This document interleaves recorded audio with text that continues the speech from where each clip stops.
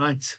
Let's have a glance at this. So, very carefully select these case studies, and I thought this one was very, very clever. And the reason, I am recording, Fanaz, I am recording. Ah, wonderful, Elizma. Yeah, so it is recording.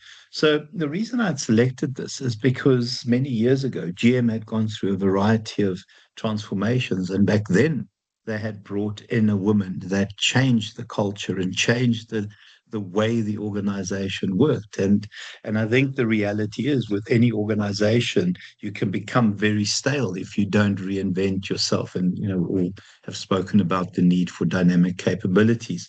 So we'll start by looking at transformational and transactional leadership. So you are looking at Learning Unit 2. I don't know why I closed it.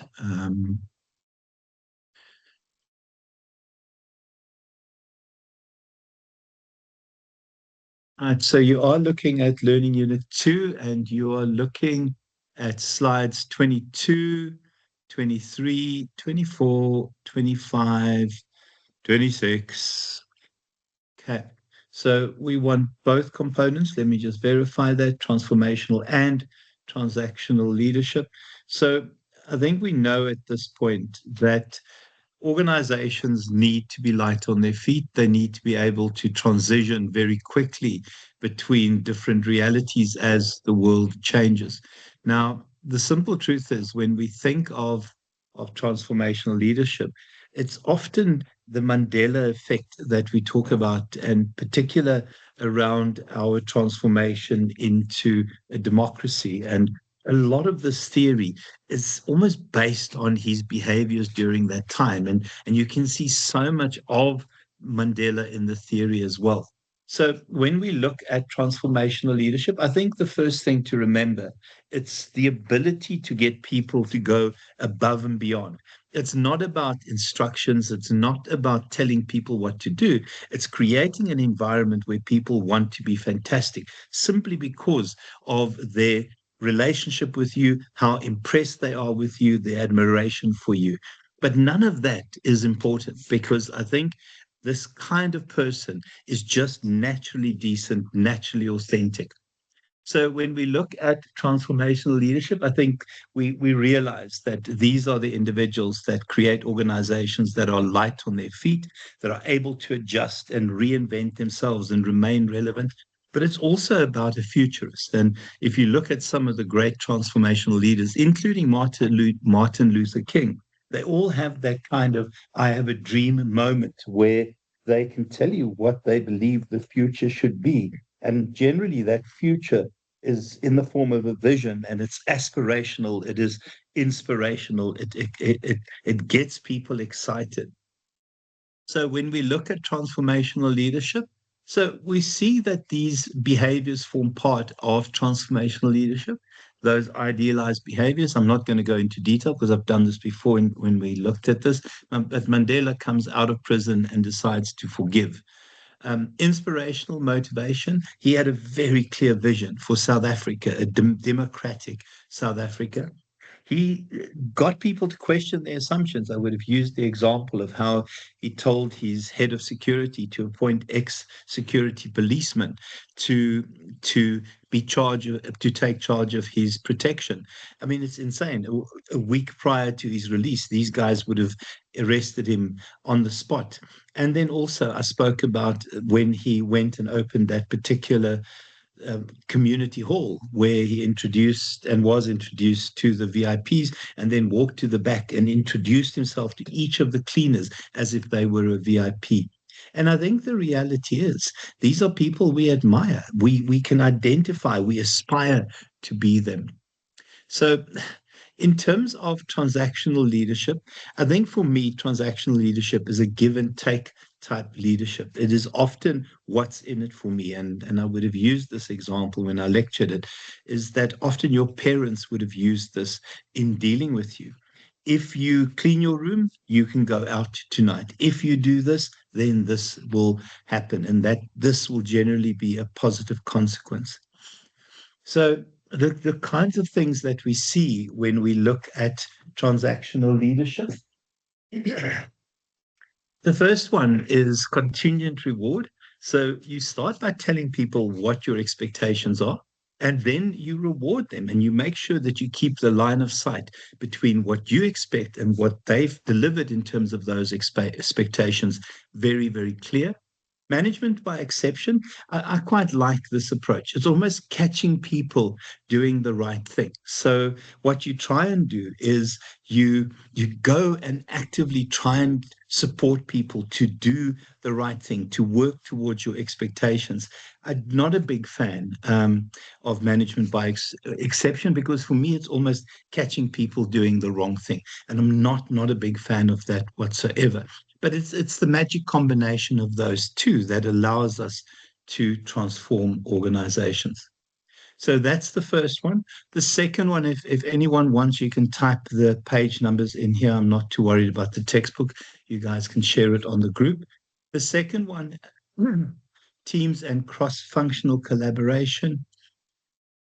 Let's hold on a second. I'm just going to go to my complete set. I don't think I shared it this way with you guys. Um, teams. Where was team leadership? Or was it still learning unit 2? I can't remember, to be honest with you. Here it is. What am I doing? Control F. It's still learning unit 2.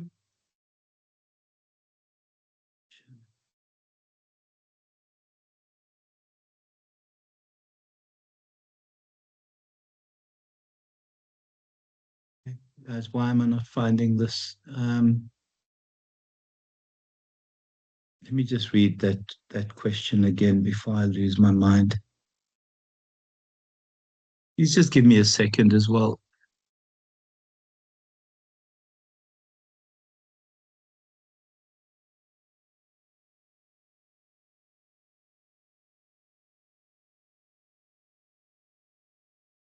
My apologies for that. Cross-functional. Why am I not seeing that?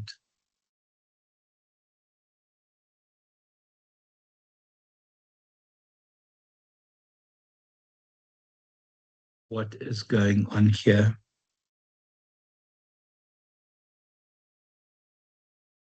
Sorry, now I'm going to have to go through this bit by bit. My apologies for this.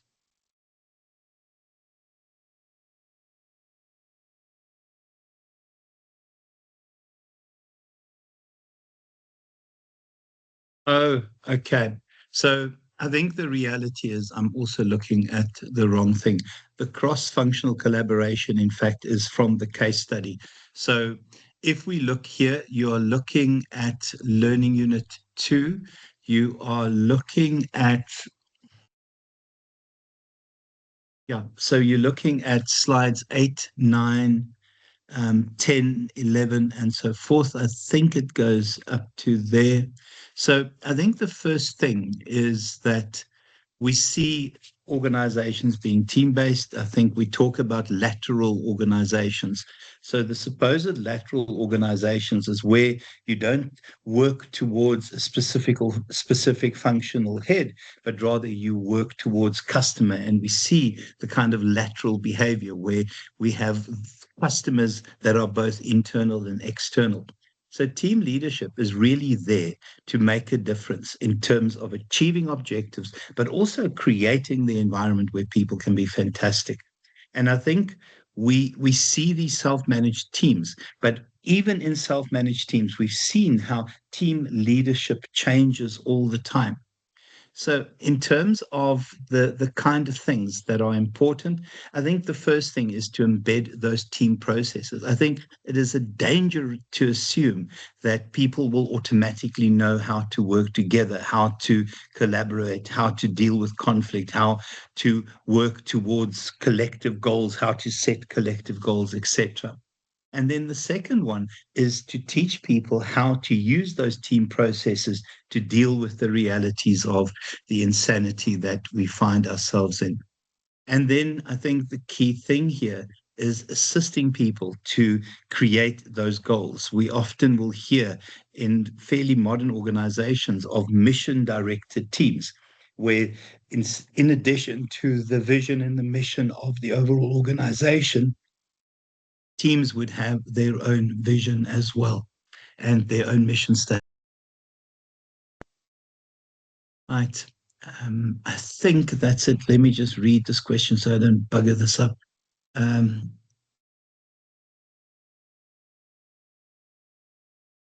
yeah, no, that's it, guys. So you can go slides 8, 9, and 10. I want to also just see where is that? You can also look at slide 15. You can look at slide 15. And then you also want to spend a bit of time looking at slide 17, because these are criteria by which we measure how successful teams are. That teams understand that they have achievements to make, that they are committed to the goal, to each other as well as the organization, that there is this mutual accountability where accountability is not passed up some high level into the organizational structure, but people hold each other accountable in the team. And there's this idea of shared trust that we essentially know that somebody will pick up the ball if we're not there. And it's about having those leadership roles often transferred between individuals, because we talk about rotational leadership now. So it's Learning Unit 2, and it is slides. I definitely would look at slide 15. I would look at 16 and 17. Yeah, also look at what makes teams effective. And then I would look at the other bits that I said. Where was that? Yeah, so it's slide 8, 9. Sorry, is it? Sorry, 8, 9, and 10. Okay. Right, somebody can give us those page numbers as well. The last one,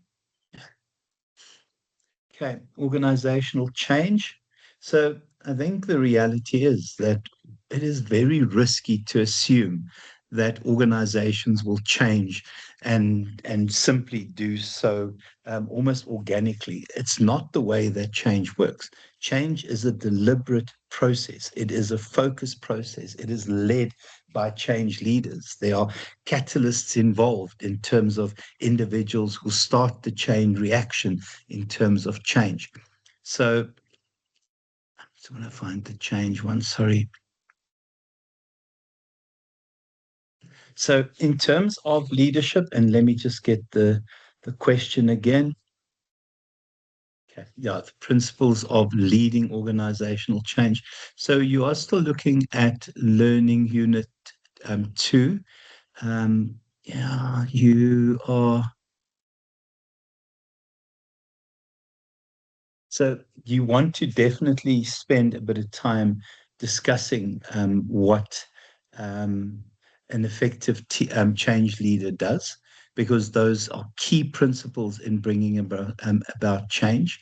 You also want to spend a bit of time in how change leaders deal with resistance to change. So you're looking at slide 47, 48. Yeah, don't get bogged down on the resistance to change. It is a small component of that, guys. And then I think once you've got that, that should be sufficient. Yeah, these are all over, but please don't get bogged down in the Learning Unit 2, guys. Learning Unit 2, not Learning Unit 7. I don't think we have 7 learning units, man. So if we look at how to lead organizational change, so the key one for me, the most important one, guys, is flipping hell.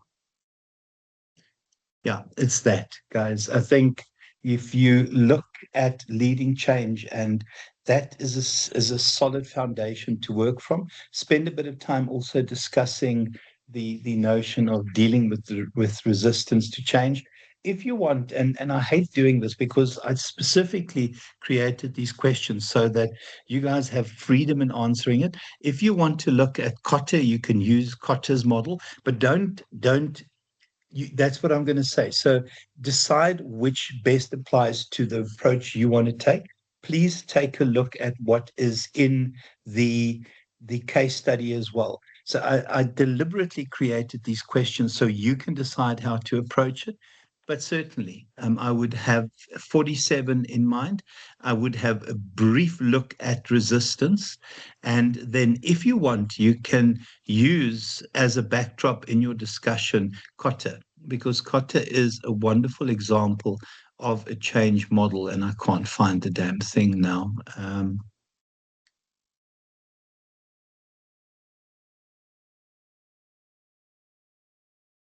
Yeah. So, sorry, if you hear a swear word under my breath, you'll understand where it comes from. And Kotter is Learning Unit 2 as well, 56, 57, 58, and 59. So I'm quite happy if you use Kotter as the basis of your discussion and then just bring together the other elements. Other than that, guys, there's not much else. If you could please share on the group the page numbers, it would make life a lot easier. Any questions at this point, guys? I know that I've rushed through this, but it gives you an idea of what to do.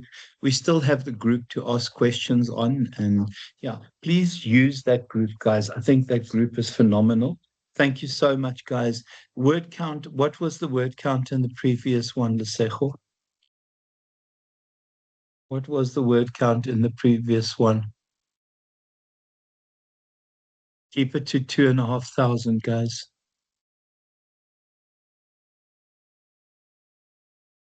Keep it to 2,500.